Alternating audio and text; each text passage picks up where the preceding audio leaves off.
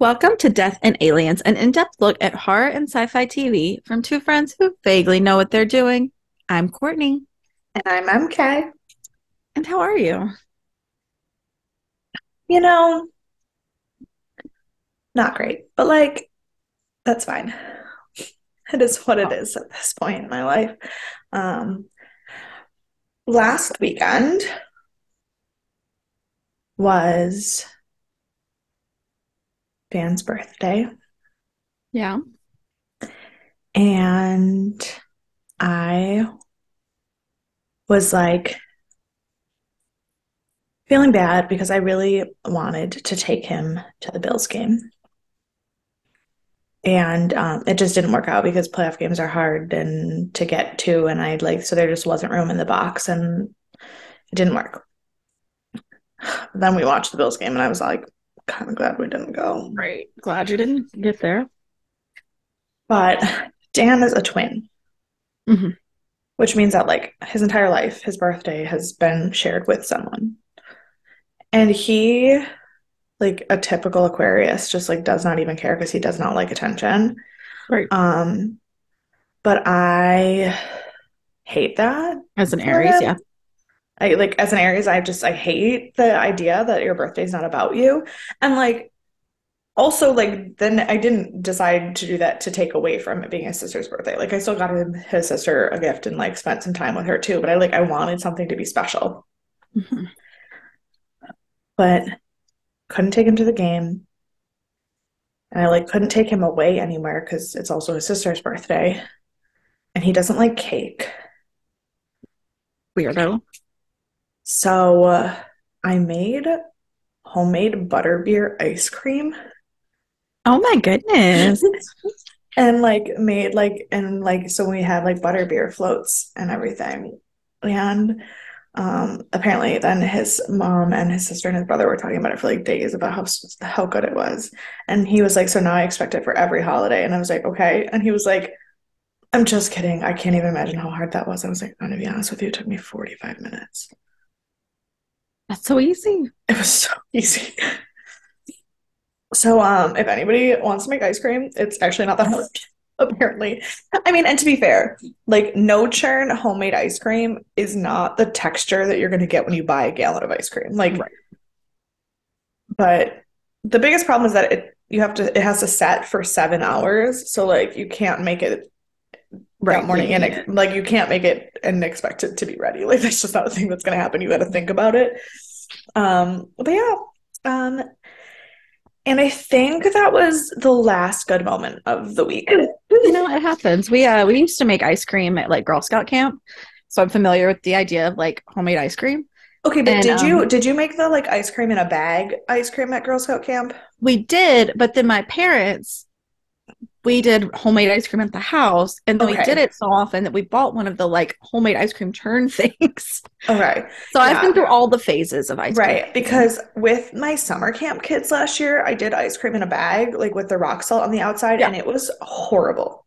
Oh, ours was not Um, terrible when it came out, but well, no, the ice cream itself tasted fine, but the getting it frozen, oh yeah. that was a process. And I was working with little kids and they Mhm. could not understand the length of time in the process.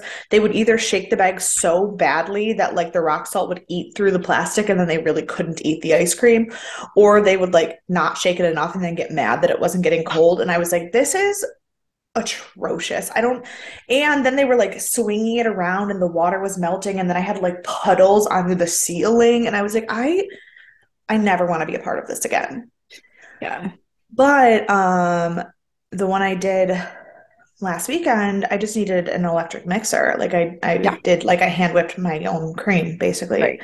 and it was wonderful. That makes way more sense. Yeah. So, well, yeah, I wasn't doing it in a bag in my kitchen. That would be Right. stupid. Right. Yeah. No, for sure, for sure.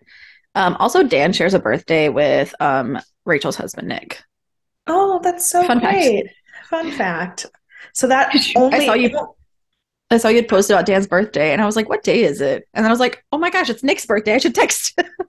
well, yeah, but that you do realize that if both of your best friends have husbands with the same birthday, you then have to find a husband with the same birthday so that we can just always have the same like that. I don't want an Aquarius. Like, sorry, not sorry. Like, Dan is Not a for me. double Aquarius Sagittarius with a Capricorn Venus. That is too mild. It is. It's so mild.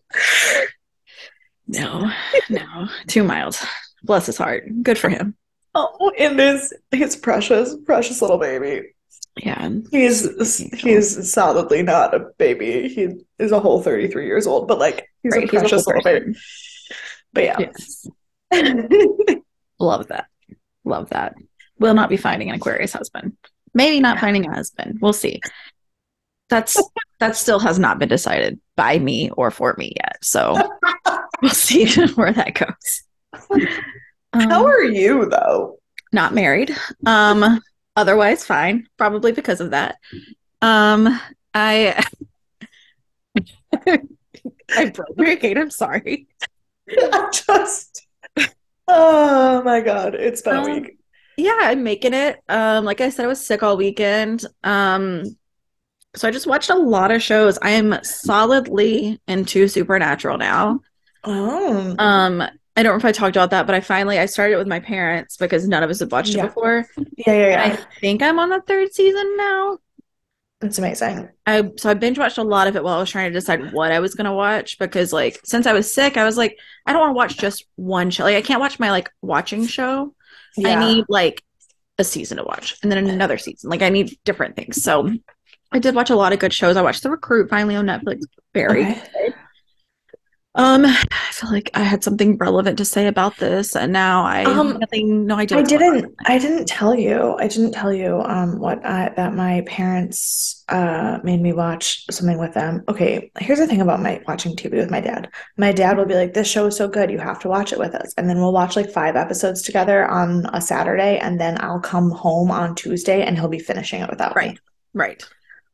So I watched 4 episodes of Wednesday What'd you think? and I loved it. Yeah, you But then I did. came home and he was watching it without me and I got angry and went to bed and I haven't finished it.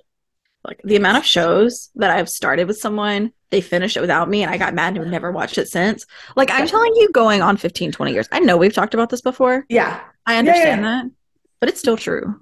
Yeah. No, And I still feel just as angry about it. so I will probably never watch the end of Wednesday because I get it. That's the only valid reason not to finish it. because I watched 5 episodes with my dad and then he just continued. They have confirmed a second season though. So like maybe when the second season comes out, you can finish the first one and go into the Maybe. second. Maybe. But I also We'll like see. totally understand if you just like completely boycott it for the rest of your life. Right. So, So there's that. There's a new season of RuPaul's Drag Race out. ooh, I don't know if you have been watching that. you know. The Bachelor came back on Monday Yeah, saw that. and it was terrible. Bummer. Um, Not back on the train yet. Sorry, I'm still on the. yeah. No, but I'm so mad because right now the only two of my actual weekly shows that are out are RuPaul and The Bachelor, and they're both mediocre. Mm, So yeah. I'm in a TV slump. Well, stay tuned. I will tell you every show you need to go watch right now. But it's fine. I watch a lot. The Recruit's good though. You should watch it. Okay. It's got that Noah guy in it. I think his name's Noah. He was in the All the Boys You Loved Before or something. Never Oh, watched Noah that. Centineo. Yeah, Noah Centeo. Yeah. This is literally the Centineo. only thing Yeah, I've seen him in because I that's haven't fair. watched any of those other things. Well, But he's like one of those things that everybody's like, oh, he's the hot new thing, and that's when I figure out that I'm old because when people are like, yeah, this guy's so hot, and then I look at him and he's 20, I'm like, oh, I'm an old lady now. Got yeah. it. Cool. Like He's that. 24 in this show, but it's a good show. So like you should watch it anyways, regardless, regardless Okay. of this guy and his Yeah. youth. But yeah, you know what is great though? Yeah. Our spirituality. It is. Our Probably spirituality is fantastic. And actually, I think that this is something that we both need this week great. so much. Today's spiritual affirmation: breathe in the good shit and breathe out the bullshit. Love it. Totally. 1000%. Yeah, it is. It is a time. It has been a time. It has been a time. January 2023 might go down as the most chaos I've ever experienced in my life. Maybe. I'm thinking through January and I was like, yeah, that was all January. Yeah. All right, we're still here. It wasn't the worst month of my life, No, but it just was definitely a lot. A lot. yes, yes, for surezies, for surezies. You know what else is a lot, but So much. we love it anyways. Um, Bates Motel. Oh, We are on season 5. We are coming up on the end, guys. I know. Episode 2, and it is called The Convergence of the Twain. Of the Twain, like Mark Twain? Like Mark Twain, but not, but not at all related to Mark Twain. I have fun Yeah. facts at the end about the title. Okay, because I So was just stay like, tuned. the actual fuck? No, I read that also, and I was like, I don't understand what this has to do with Mark Twain. It's nothing. Nothing has to do with Mark Twain. I don't know, but Okay. like Is there another, does that mean something that I'm unaware of? it means two more things. So we'll come to Wow. know. So just As an English teacher, I feel really ashamed that I can't tell you what those two things are right now, but I also don't know if that's because I'm in utter shock that that's the title of this episode and I yes, just can't think. That might probably be that. it. Probably that. Anyways, this episode aired February 27th of 2017. It was rated 8.7 out of 10, which I feel like is gonna kind of be the rating throughout. It's kind of been, Yeah. I feel like high eights, low nines is kind of where we're living I right feel like that's where now. we're at, which is good. It means we're gonna have a good time. We're gonna have a good Yeah. time. But yeah, so great. Excellent. The number one song is Shape of You by Ed Sheeran, which I think is what it was last week too. I think so. The number one movie is one I have yet to see, but is on my list. Logan. Oh my God. Did I watch Wait. Logan? Oh, Whoa. Did I watch Logan? I don't know. I don't In my know. Marvel rewatch, have I come through that yet? I don't know where you got to in your Marvel I'm an rewatch. Iron Man. Oh, then you definitely did not watch Logan yet. Because Iron Man, I'm watching it in chronological though, not in release order. yes, but you still wouldn't have. I Because watched something about. there's like X-Men Origins Wolverine, there's the Wolverine, there's all of the X-Men movies with Wolverine in it. Logan, I believe, takes place pretty I think it's the latest, like pretty close to the end of anything. But no, that means that Yeah, um you're right. You're right. okay, no, because I no, That's fine. I didn't want to give spoilers as to how I know it had couldn't have happened yet, but That's fine. it didn't. Yeah, I Um, watched the rest of those that you mentioned, but I have not seen yes. Logan. Um, I was trying to place where I was in my life in February of 2017, but then you said that, and I know who I went to see Logan in the theaters with, which means we're at the point where I was dating the chef that was way more into me than I was into him. That's where February 2017 was in my Right. life. Where was I in February 2017?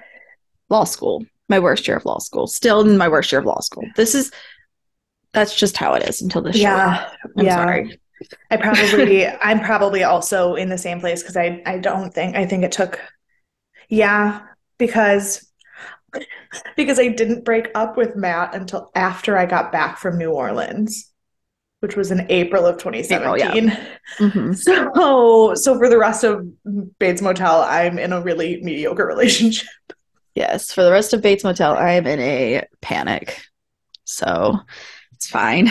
Preparing for Caitlin's wedding, preparing for succeeding in law school. It's a whole disaster. Great. The number one book was Right Behind You by Lisa Gardner, which I think we've talked about Lisa Gardner before, and I've We said I want to read her have. books and haven't. I think that was Yeah. our I feel last like this conversation. one is one of the ones that I've heard of and thought I would like, and then haven't had a chance to read a book in 3 years. Right, right. I'm gonna make sure this it was the same book we had last time. Okay. That's why. That's why I've heard of it. That's when I said that. Yeah. On this day, things happened. Penn Bagley got married to Domino Kirk. I don't know who that is, but apparently it's a singer. I do know who Pin Mm, Bagley was, and this was in the early times before you, because they said Pin Bagley of Gossip Girl got married, which means that he is not referred uh, to from you yet. Um, um, wait, but they're still married. That's his wife, like yeah, right yeah, now. yeah, yeah, Oh, yeah. Yeah. huh. Cool, cool, cool, cool. And Oh my gosh, okay, sorry. Her Wikipedia says Domino Susie Kirk Bagley is a British American singer, doula, and actress. Hell yeah to the fact that doula is above actress in that bio. I love Fuck that. yes. Good for her. I Love am, that. I do not yeah, know who she is. Otherwise, not even a little bit, but no. like don't don't even care. Yeah. This was when Moonlight won the Best Picture award, and we had our La La Land fiasco. Oh yeah. This was then, and also Bill Paxton died. So this day was a lot of things happening. Oh, that is a lot. A lot happened. I also remember when Bill Paxton died, and I thought it was like last year, but apparently I haven't have no idea what's happened in the past like 5, 6 years of my life. I vaguely remember when Bill Paxton died. Uh, but also I didn't remember that that happened until you just said that. So, okay.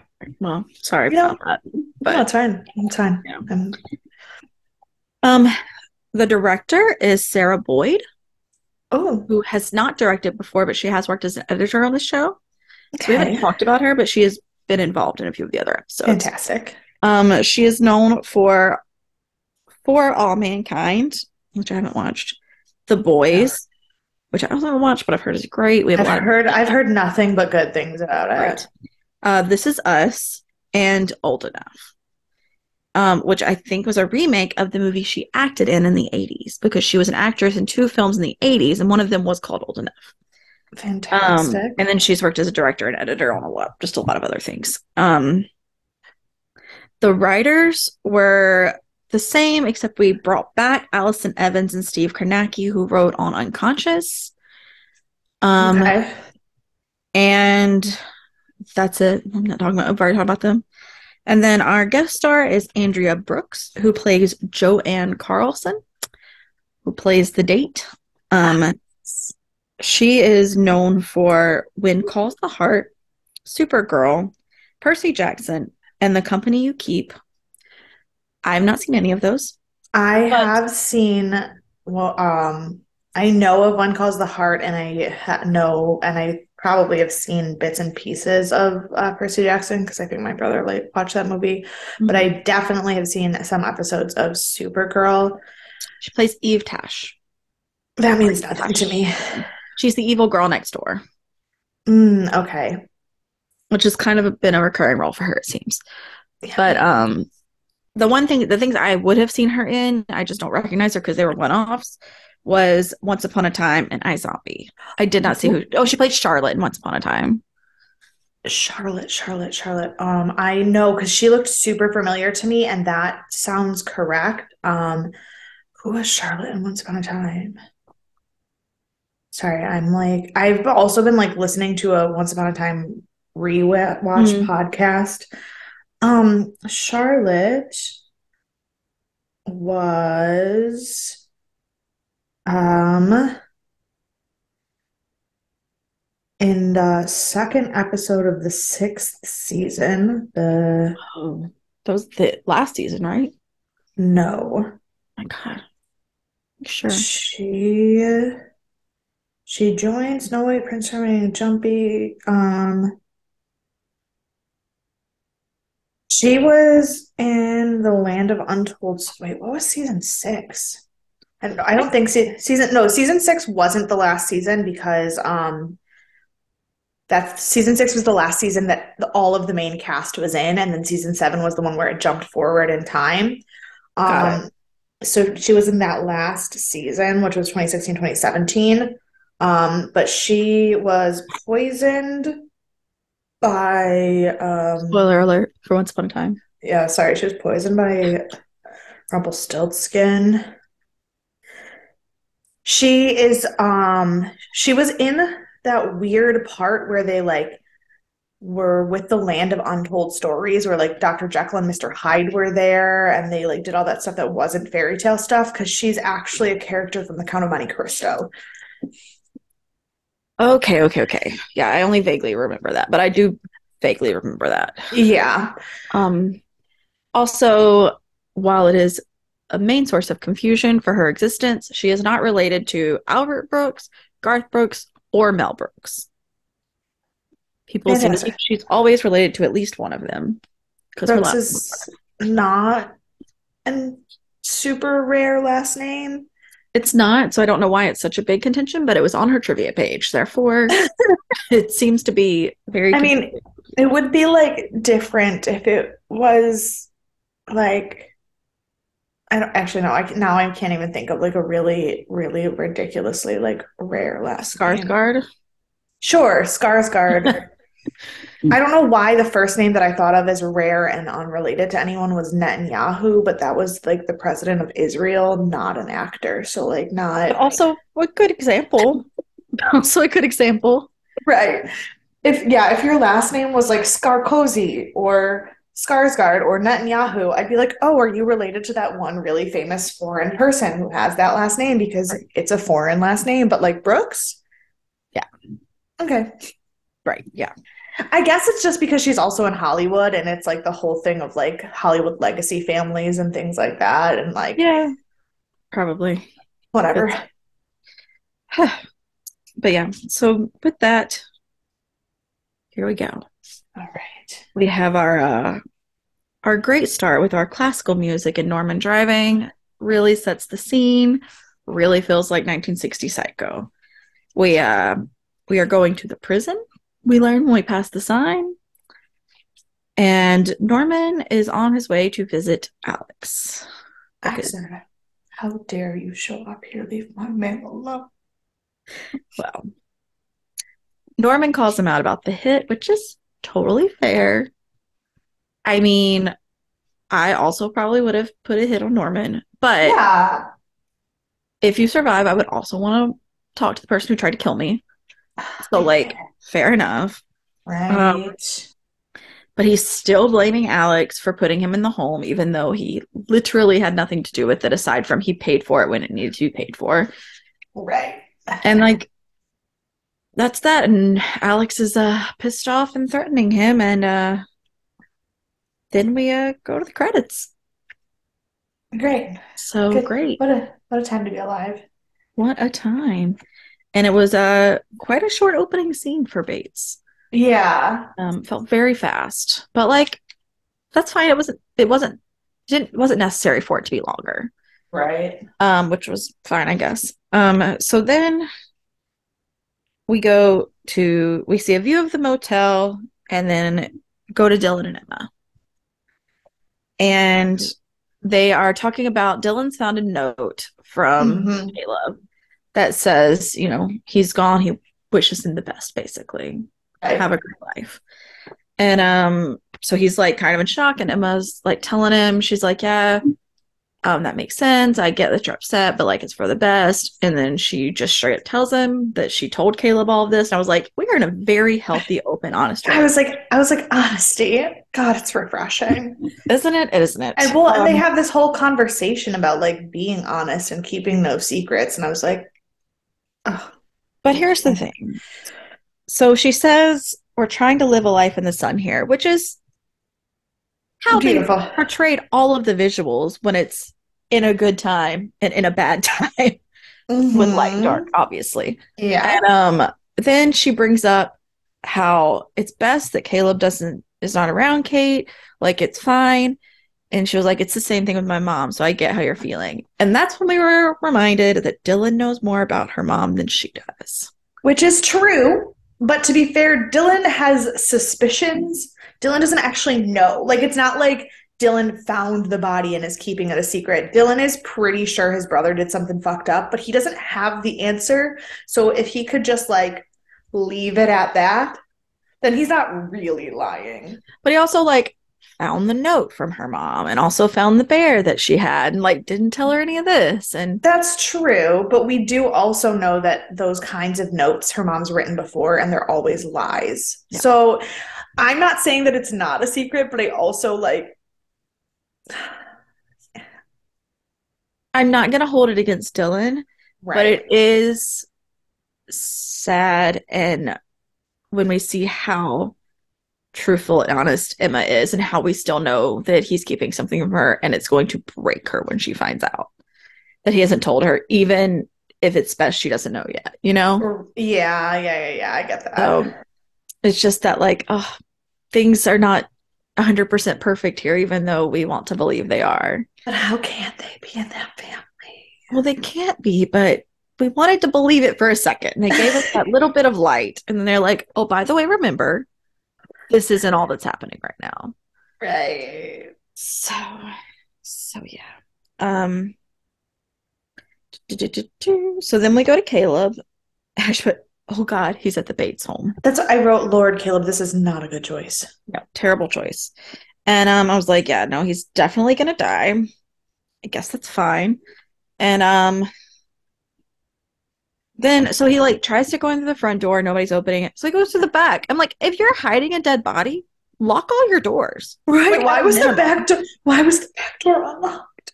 at a minimum, lock all your doors. And so It would be one thing if he broke in, but the back door right. was just like open, and I He's was just like, like ready to go. Yeah, I was like, what is happening? So yeah, so he's wandering through the house, and I was like, first of all, why are you creeping around this house when it's dark? Like, I know he's there because he thinks that Norman is going to do something crazy, and he wants to talk to Norma about the grandchild, et cetera, and he has nowhere to go. I but get that. also like, what the fuck in that kitchen? Like the minute you saw that kitchen, you should have left. Things were not well there. Like, No, Jesus Christ, Caleb, use your brain a bit. But you know your sister, and you know that that kitchen is a bad sign. right. And then he finds the book, The Lost Art of Mummification. Does What he the question it? actual fuck? Does like I mean, I'm sure he's questioning why it's there, but he doesn't like do further research. He's just like, okay, cool, puts it down, and then we go back to the prison. It's like Caleb, use your brain just a little bit, Just a just a bit. little. So we go to the prison, and Alex is gets into this fight with this guy who's learned he's a cop because that's how it goes with cops in prison. And at first I was like, did Norman put a hit on Alex? Then I was like, or did Alex put a hit on Alex so that he could get into the hospital? Because that's also a very common trope when people Yeah, want to escape prison. I'm gonna be honest with you. Didn't even think either of those, just genuinely thought somebody in the visiting room overheard Norman calling him sheriff and got angry. Like, that's literally, Mm-hmm. I did not think that far into it, but knowing Alex and how well he has planned everything out in his life to this point, aside from the getting arrested part, of course, Right. um, yeah, maybe he did it to himself. Yep. So that was my thought process. Huh. Wow, that's a pretty intelligent thought that I never even came up with. Thank you. Thank you. Appreciate you. And that's all we see for a second.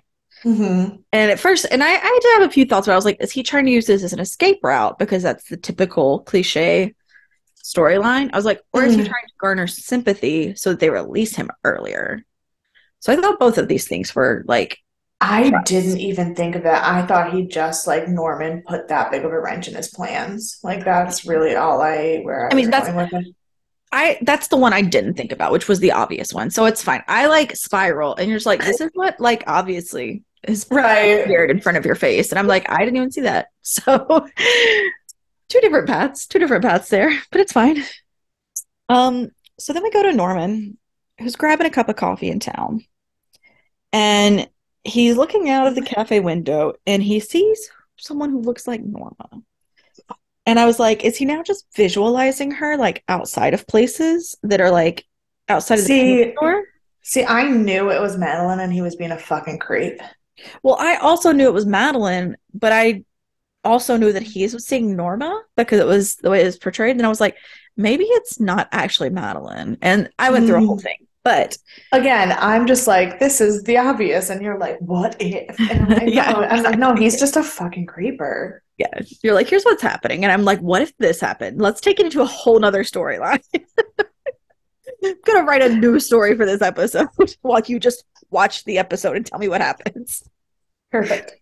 Um, so she comes over when she sees him and she comes to get coffee and she's like, hey, what's up?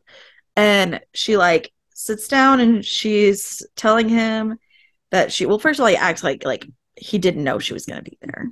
When like obviously she was gonna be there. Yes. Um, It's her fucking paint store, my dude. right, right. And if you've ever seen her drink coffee before, then you know she goes there to get coffee, like of course. Right. So she does, and they're talking, and she tells him that she wants to set him up with someone. And I was like, you're gonna get someone killed. Correct. You don't know That was that? also my immediate thought. I was like, oh, that's a choice you should not be making right now. Right. And we learn this girl's name is Joanne, which is who we've talked about, not Mm-hmm. related to any of the Brooks of fame. Yes. Um, and he's like, I don't know, I don't want to be set up, blah blah blah blah blah. She's like, oh, let's double date, let's do this. And he says, oh, I think if you're going, it's different. I was like, are you kidding me? She's like, oh, you're kind of a flirt. And I was like, this is when it should have ended. This was Right. the end. This is when you were like, oh, you only want to go because you want to go out with me. And you know I'm married. You have no interest in my friend here. You just be like, you know what, let's call it off. Or be like, you know what, let's just go out because we're gonna do it anyways. It's fine. So, but Like instead you're she flirts back with him. I was like, stop it. And then in walks Sam Loomis. And as we discussed the last episode, he was indeed the Sam Loomis and what's her face? Marion Crane. Marion Craig, yes. Ah, Sam, you done goofed. Yep. And he knows it the second he walks in the door. And she introduces And Sam. well, and Norman is so awkward about it too. He's like, "Oh yeah, what was your name again?" Yeah. But Norman's like, I have to say, normally I do not agree with Norman. But if I were in this situation and I wasn't going to just lose my mind and call everyone out at one time, this is exactly what I would have done. Oh I yeah, would have made a no. point to make him uncomfortable and let him know I knew. Norman teeters on that edge of like sociopath and psychopath so well Yeah. because like he's fucking absolutely batshit crazy, but like the way he like manipulates people is so much more sociopathic. It is fucked up. Right, right. Yeah. It's wild.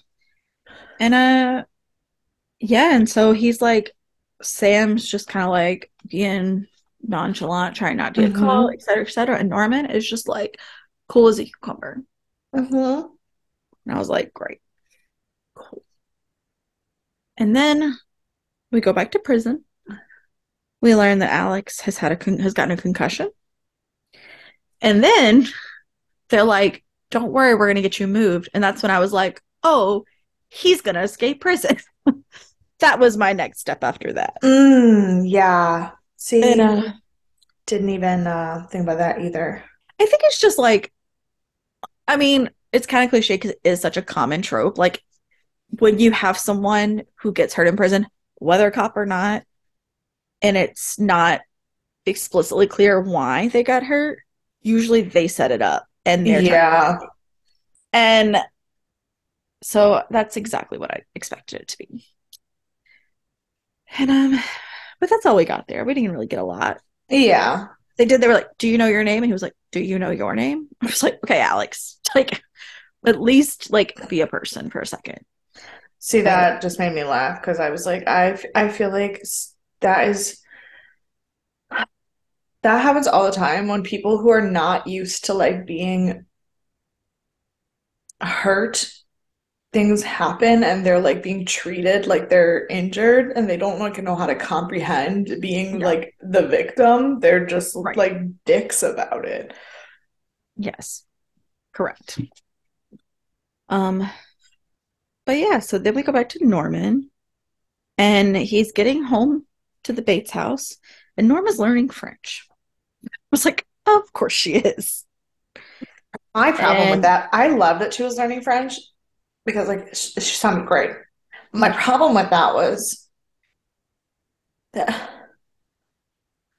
everything that she has to know for her to be this hallucination is in his head somewhere. right. So is he just like casually learning French also on top of all of the fucking other batshit things he's doing today?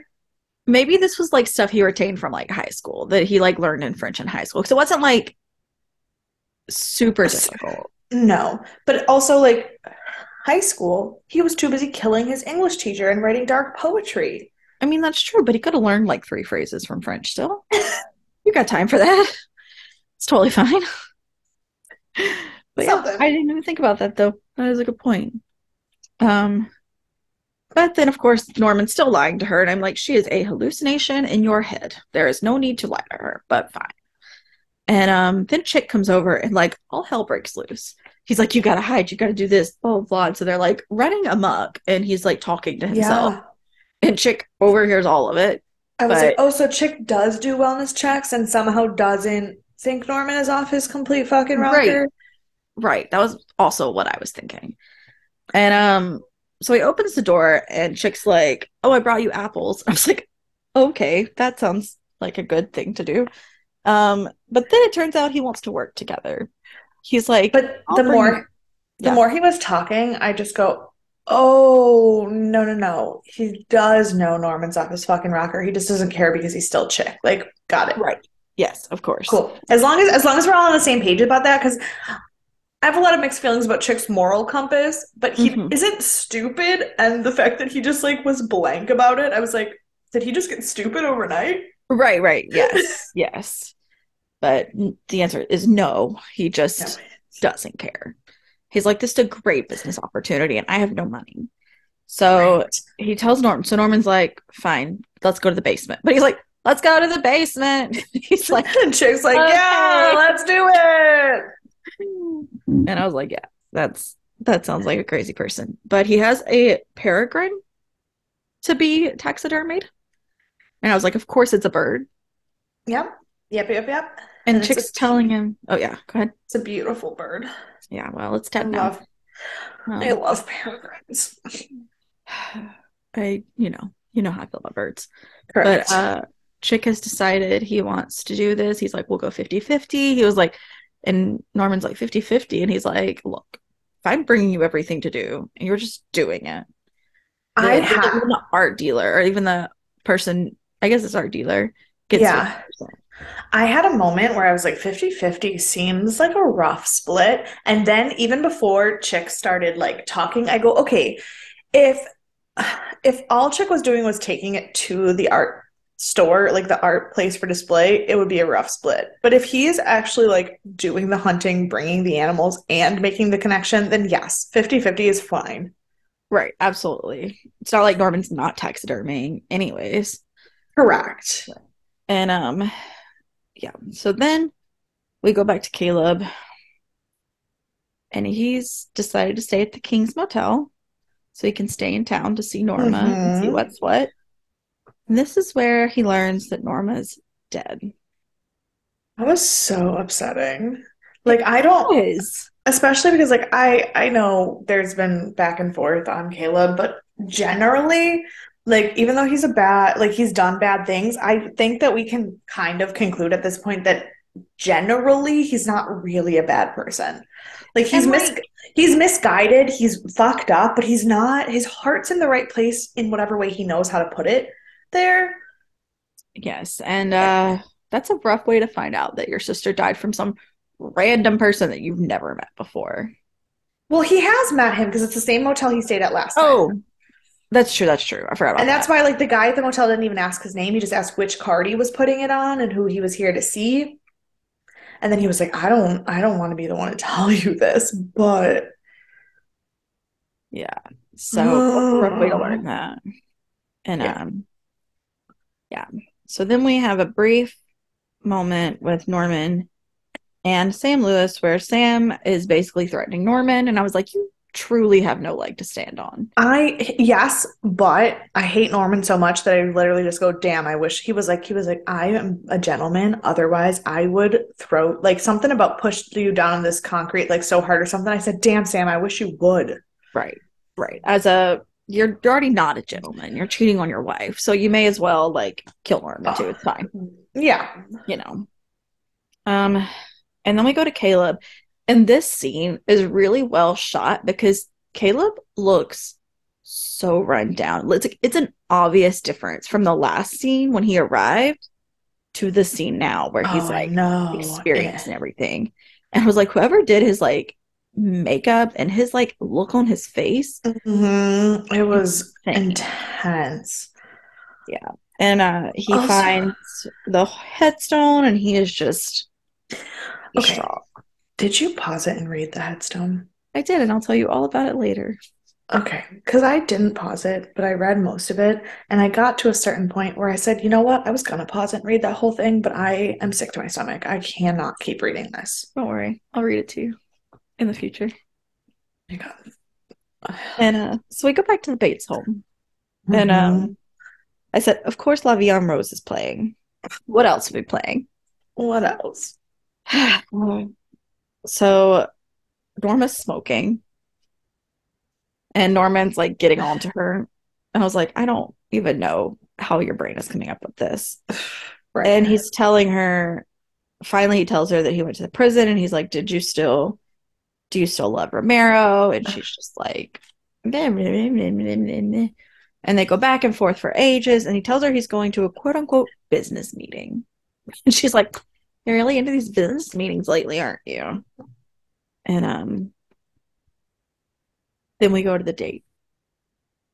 We Oh my find out God. that Joanne's an actress. And but she's also Probably a not a good computer one. she's not a good actress, but she is a good computer programmer. So she's doing that to make money, which like good for her. Right. Um, and then they're kind of like awkwardly chatting because obviously there's tension between like Sam and Norman, but they're trying But to look also, obviously, normal. like, I don't think anyone at that table thought that what Joanne was saying was endearing. No, it Like, like it was like that awkward thing where like you're listening to your friend just talk, and the more she talks, you're like, oh my God, you are not the person I thought you were. Like, yeah, can we just stop this now? Like, right. Yeah, this conversation's not over. Thank you. thank you. And then they talk about how Norma has died, and Norman has a like inward breakdown, and he's like, Yeah. I have to leave, and he's like, I have to go to the bathroom, and then he gets there. Which to be fair, even if you weren't crazy, if someone was just like brought up your mom's suicide less than a year after the death and it was supposed to be a first date, that's a very fair time to excuse yourself. Like Absolutely. even a Yeah, sane no. person would have walked away at that point. Yes, absolutely. However, a sane person would then not have hallucinated their dead mother following them into the bathroom. Well, yeah. Yeah. Saying that they had followed him to the date and no, it's a date, and et cetera, et cetera. And she asks him at one point, she says, Norman, do you still like me? Okay, I this scene was really interesting to me because coming from having seen Psycho first, Mm-hmm. there is this weird thing about Norman's personality where his mother is the most important person in the entire world to him, but he also clearly hates her in the Right. movie. And up until this point in the show, there is, even when he's been angry, there's never a moment ever where you don't believe that Norman loves his mother more than anything on the planet Earth. Mm-hmm. And this scene when he was pushing her out the window and she turned around and said, do you still like me? And he stopped. I was like, this is it. This is the literal break. This And is the and moment where we separate. it was so well done Mm-hmm. where nothing changed, but in one pause, everything changed in a way that finally made sense. We Because have like like our because switch. like because you can see like we know because of all the stuff that happened in season 4 with the therapy and everything that this is a coping mechanism, and it's part of his mental disorder that he sees his mother as a way to like block out the trauma. And like when bad things happen, this is the way that his unstable brain has come up to cope. Right, And that if right. he was taking his medicine, he wouldn't be doing this. And he misses his mom so much that he can't go back to taking his medicine, but he also doesn't want to be like this anymore. Like it's like he's having every possible feeling about the situation at once, and you see the sane parts of him arguing with the insane parts of him Mm-hmm. without anyone ever having had to say everything I just said, and it's so good. And it's so like quick. Yes. Like it's all of that happens in like a moment. And Mm-hmm. it's And like it was probably my favorite scene in the entire mhm. episode. Yes, I agree. It was really well done. Um, and that's also the kind of of that scene. So we go back to Yeah. Romero, and his lawyer is telling him he's trying to move him, of course. And Romero says he doesn't want to die because he has a responsibility to take care of the son that Norma left behind. And I was I was like, like, you big dummy. great, great. You're saying you need to kill him, whereas you're making it sound like you need to make sure he doesn't die. Oh my god, Great. what a dummy. I know all of these people, nobody understands that he's literally just trying to kill Norman. Oh, Oh, goodness. So he's committed to staying alive now. We know that at least. well, Um, whatever it takes to keep you wanting to breathe, I guess. right, right. I guess so. Even if that's murder. Then they go back to Norman, who's now in the car with Norma because he's escaped his date because he's Mm, panicking. Yeah. this, this. Okay. I know I keep coming back to the physics of things, but Mhm. it's because I know that there's a lot of things that it's very obvious. Like we see the switch between the two of them, and there's ways that you Mhm. can like imagine what's probably actually happening versus what Norman's seeing. And especially in the next episode, we get a lot more of that. But this, he put the keys to the car in his mother's hand before he pushed her out the window. Right. Then when he gets to the car, he just takes his keys out of his pocket. And it wasn't the fact that they were in his pocket the whole time that bothered me. It was the lack of recognition of the fact that he gave them to his mom and then actually had them. Like it's the little things where like his hallucinations don't Mhm. line up.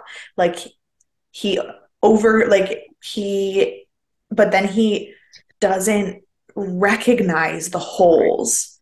And I think this was a misstep And because I think that they were trying to show us that without him registering it to be like, look, he doesn't know what's going on. But because of how obvious it was for him, he should have noticed that he he still should had his yeah, keys. like but I think no, but I thought it was well done that he Okay. didn't notice. I thought it was well done that he didn't notice because it's showing him the him losing even the Mm, recognition that he's having hallucinations because we know that he knows that she's dead, but then he also right. just can't accept that. Mhm. So he's convinced himself she's not. But like, if he didn't know on some conscious level that she was That's dead, true. he wouldn't have mummified her in the basement. Mhm. Like, he does things, he brings fresh flowers downstairs, he goes down to the basement. On some level, he knows that this is all in his head. But the times where he doesn't are getting more and more and more, and his ability to recognize the Yeah. discrepancy between those two worlds is disappearing. Yep, that's true. That's true. And we see that the more as it goes, Yeah. which means this whole I'm expecting this season to spiral out of control and also be incredible. So I hope that's what happens. But yes, he's in the car, Norma's there, and she immediately points out that Madeline looks just like her. And I was like, correct. Yes, we all know. Yeah, for And sure. then this is probably my favorite scene in the episode. Which is fair. But he's like, spiraling enough. So he walks into the bar and orders a bourbon. And my first thought of that was, is this Norman or is I this knew it. I knew it wasn't because his body language changes so much. The way he leaned on the bar when he sat down, yeah. I was like 110%. That's Norma, not Norman. And it was, and I agree. Whenever he sat down, was when I like when he walked in the door, I was like, "What's about to happen?" And then he sat down and ordered a bourbon, and I was like, "That's not Norman." And Hmm. it was such a clear cut difference and such a like, I don't know. I thought that was such a well done scene. Yeah. Well, but And this whole scene when he's talking to the bartender and we're getting her telling the story and him telling the story, but like also his real feelings about what his mother must think of. Because it wasn't just like what he as Norma felt, because we know what he as Norma is. It was his thoughts about what she would think about right. who he is. It was, And I think in his head, he also feels that. Like he just doesn't yeah. want to accept it because Which he's is talking which is about, everything that I just said about how he feels right. about the balance between his medicine and not and her and oh, Because he talks oh. about how he says, I'm the caretaker for a mentally ill person. And we learn, and he's like going through all of this. And the bartender's like, yeah, he probably really appreciates it. And he's just like blowing it all off. And he's like, no, he's like, I just can't do it. He's like, I don't know how much longer I can do this. But he also says, I don't even think he likes me anymore. Yeah. Like I don't think he likes me. I don't think he cares that I'm doing this. Like, but that means that he thinks that she must know that he doesn't like Yeah. like the levels of the layers of his psychoses, it's intense. It's wild. Yeah. And then we go over to Chick, who has apparently been following him around because he knows what's really going on and he's taking notes about him. And I was like, is he going to follow him along until he can turn him in and be like, this is what's really happening? No, And I knew in that moment that he was writing a book. I didn't. I did. Because I literally go, Chick is writing a book about Crazy Pants Norman, and that is my favorite thing that has ever happened. I also don't talk about that this episode, but that's fine. No, no, no. He was in his journal Yeah. when he was following him. He was writing. I knew from him what he was writing in his Oh, journal okay. that he Got was it. Got gonna. it.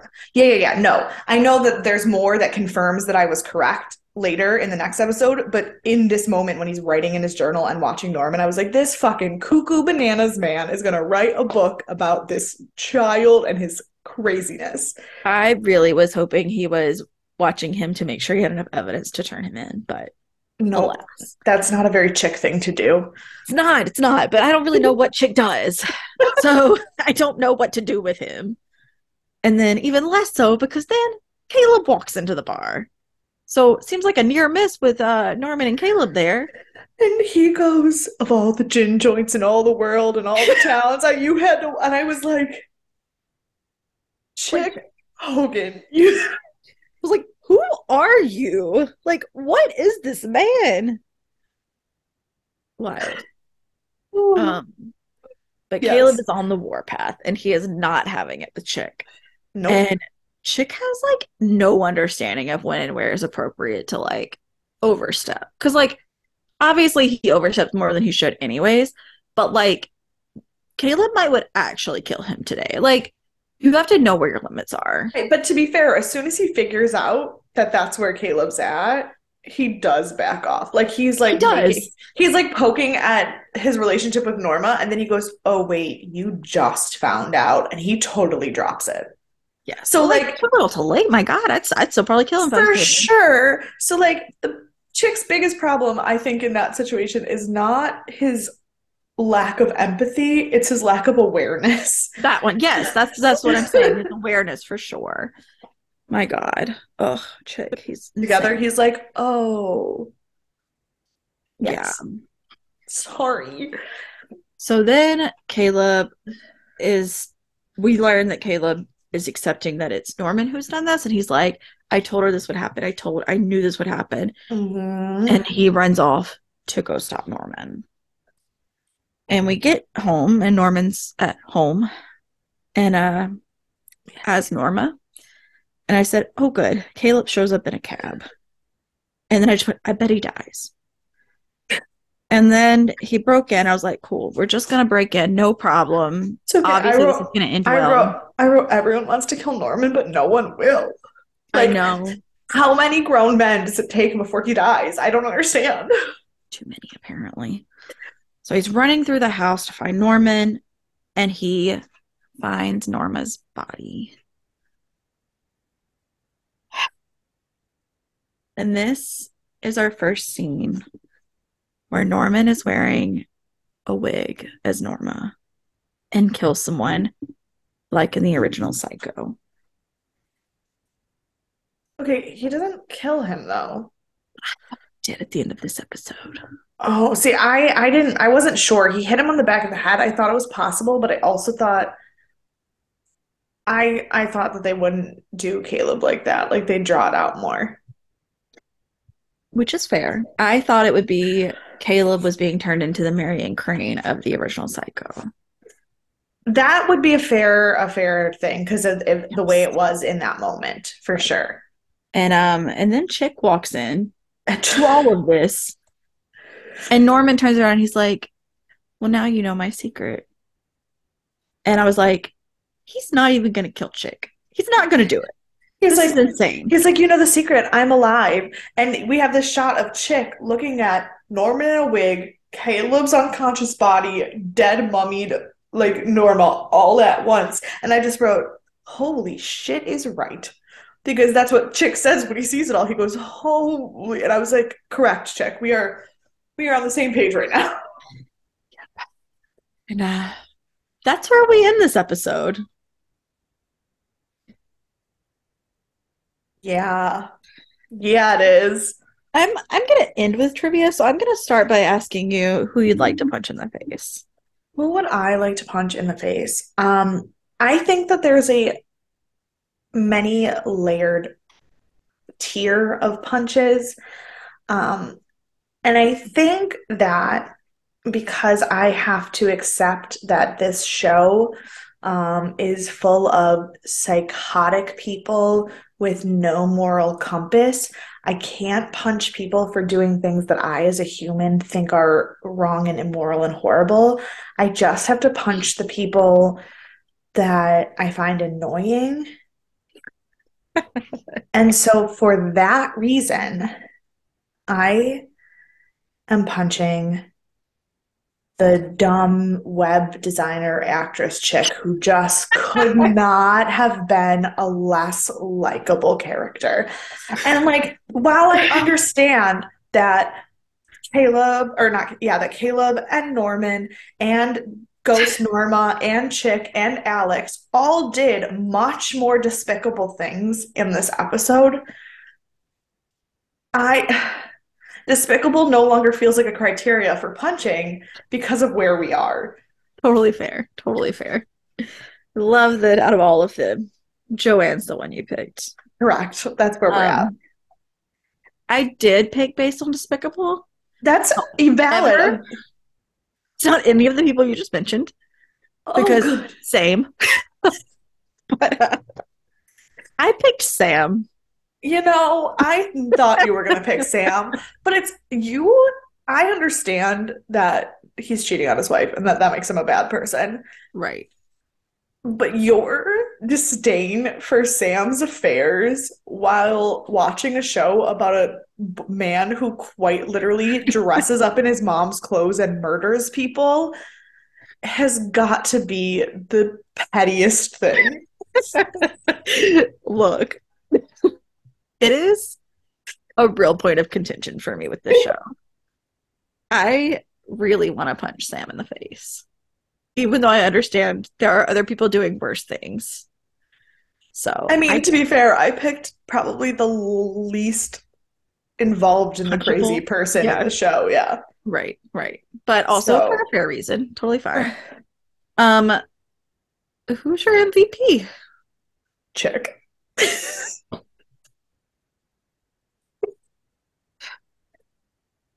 and Okay. here's the thing.